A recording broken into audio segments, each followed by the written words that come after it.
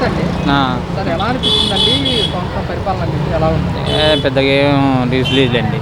పెద్దగా పరిపాలన పెద్దగా మనకి ఎందుకంటే మనం సానుభూతి పొందామంటే జగనాయంలో తిన్నాం చేసాం అన్నీ ఉన్నాయి. అది చూసుకుంటే కనుక పిల్లలకి తల్లికి వందనం లేదండి చెప్పిన అన్నది మా పోయినసారి వచ్చినాయి, అంతకుముందు వచ్చినాయి ఇద్దరు పిల్లలకి కూడా అకౌంట్లో కూడా అమౌంట్ పడుతుంది. పడతానే అంటాను. పోయి అడిగితే ఏం లేవు, పేరు రాలేదు అన్నారు. సచివాలయం పోయి అడిగాం. పోయినసారి వచ్చినాయి కదా సార్, ఎందుకు రాలేదని కూడా అడిగితే రెస్పాన్స్ లేదు, పడతాయి లేటుగా అది ఇది అని అంటాను. గతంలో ఎలా ఉండేదండి? గతంలో బాగుందండి, జగనాయం వల్ల తిన్నాం, తిని అబద్ధం అవుతుంది. అది గతంలో వచ్చాయా? గతంలో వచ్చేయండి. ఎన్ని ఇయర్స్ పడింది గతంలో ఎన్ని సంవత్సరాలు పడ్డాయి? 2 సంవత్సరాలు 3 సంవత్సరాలు పడ్డాయండి. ఇప్పుడు పర్లేదండి. ఇప్పుడు పడలేదండి ఇంతవరకు.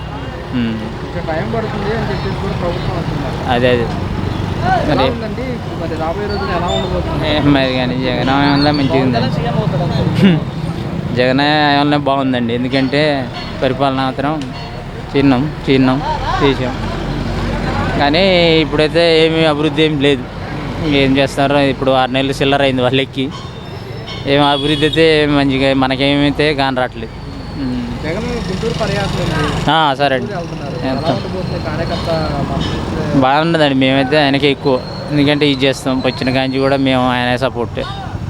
జగనాయంలో జగన్ గారు ఇలా ప్రజల్లో కలుసుకోవాలా, మళ్ళీ రావాలా, మళ్ళీ సానుభూతి మన జగన్ గారే చూస్తాడండి. కష్టకాలాలు వాళ్ళ నాన్న కాంచి కూడా ఫస్ట్ మనకి వైఎస్ఆర్ రాజశేఖర గారి కాంచి సానుభూతి మంచిగా ఉంది, బాగుంది. ఎందుకని రావాలనుకుంటున్నారు మళ్ళీ జగన్? మళ్ళీ బాగుందండి ఆయన పరిపాలన, కానీ తినటం కానీ ఇది కానీ ప్రజలను చూడటం కానీ జనాల్ని ఇల్లు పెట్టడం కానీ ఎప్పటికప్పుడు మన ఇంటికి వచ్చి ఇంటి మనుషులు వచ్చి చూసుకోవటం కానీ అలా కానీ పంపాడు. ఇంతవరకు ఇల్లు వచ్చే వాళ్ళు లేదు, చూసిన వాళ్ళు లేదు, ఏది అడిగిన వాళ్ళు లేరు.